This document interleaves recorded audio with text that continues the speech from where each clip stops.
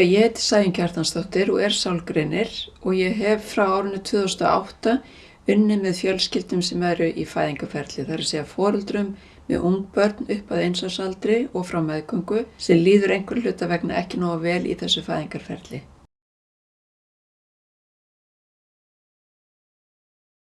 Nú tala ég fyrst og fremst út frá eigin reynslu, ekki endilega út frá rannsóknum, og þegar ég horfi til 3 kynslóða, það er að segja kynslóð foreldra minna, mína eigin og næstu, þá sé ég þetta mjög mikla breytingu. Þar sem að kynslóð foreldra minna þá voru feður mjög lítið virkir. Það breyttist mjög mikið með minni kynslóð, en ég sé ennþá meiri framfarir hjá kynslóðinu sem eftir kemur. Þar sem að það þykir mjög sjálfsagt og eðlilegt og feðrum finnst það mjög ánægilegt að taka þátt í umönnun barna sinna.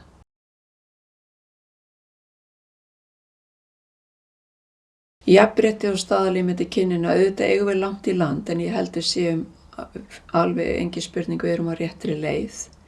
Það auðvitað jafnrétti á launamarkaði skiptir máli og ég held að það kom ekki fyrr en feður eru orðnir jafngildir, eða karlmenn eru orðnir jafngildir konum í umönnun barna. Þannig að þetta sé ekki, að það verði ekki í framtíðinni, tilfinningaleg umönnun sé ekki tengd við kyn.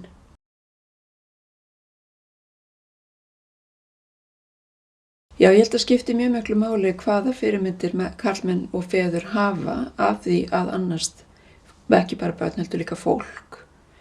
Því að allir þurfa að geta máta sig við fyrirmyndir og þar lærum við.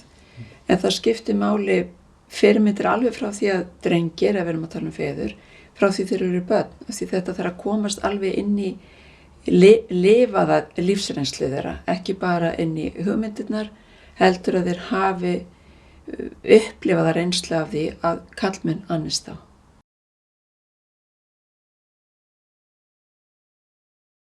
Ég held að hlutverk feðra hefur auðvitað bara, það hefur hlutdeild þeirra í foreldrahlutverkinu hefur auðvitað bara aukist og ég sé ekki fram á annað en að það muni bara að halda áfram sú þróun.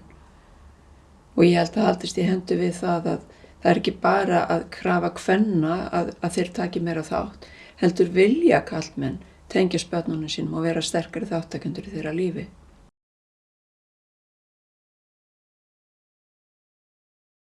Ég held að þörf feðra fyrir stuðning og fræðslu sé bara alveg jafn mæðra.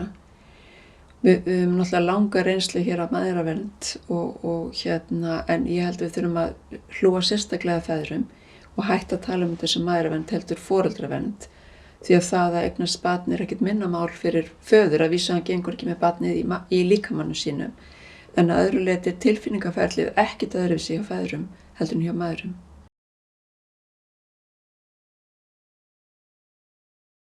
Ég held að þurfa að bæta aðgengi feðra, reyndar mæðra líka, að hjálp eða aðstoð og það þurfi ekki að setja markið hátt ef að fólki líður ekki nógu vel eða hefur einhverjar efasemdir sig í foreldrahlutverkinu, þá held ég þurfa að gera aðstoðuna miklu aðgengilegri heldur en hún í dag og það á algjörlega við feður jafnt sem mæður.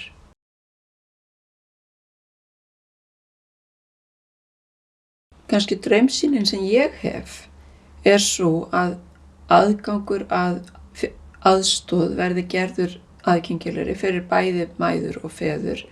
Og þá ég að tala bæði faglega aðstoð eins og ég vinn við hjá Geðheilsumiðstöð barna, en líka að þeir hafi aðgang að jafningjum, að öðrum feðrum, það sé einhver vettvangur fyrir það til þess að hittast og fá fyrirmyndi hver í öðrum. Því ég held að það sé kannski eitt af því besta sem við getum gefið þeim.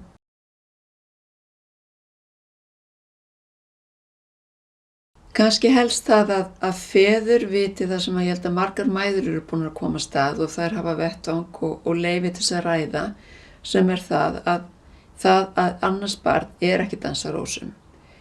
Það getur verið mjög þreytandi, það getur verið einmannalegt og það vekur erfiðar tilfinningar, en það partur af ferlinu og það mikilvægt að feður hafi aðgang að einhverjum til þess að fá hjálp með að ræða það, til þess að þeir halda ekki að þetta sé til marks að þeir sé ekki að standa sig eða þeir sé ekki nógu góðir.